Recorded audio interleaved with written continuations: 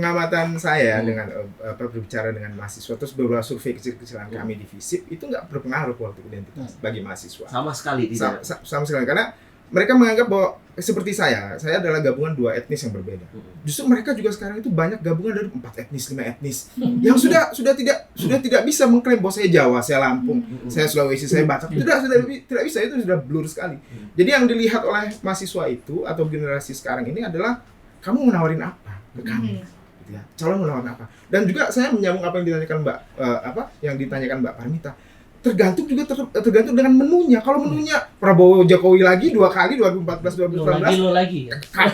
Cebong kampret lagi, dua-duanya Jawa yang nggak ada menu pilihan. Jadi harus milih orang Jawa. Menunya harus baru dan harus banyak. Nah, saya tantang nih orang-orang parpol sekarang nih. Saya tantang, siapkan calon-calon yang terbaik yang berasal dari banyak calon. Jangan hanya orang Jawa saja, ada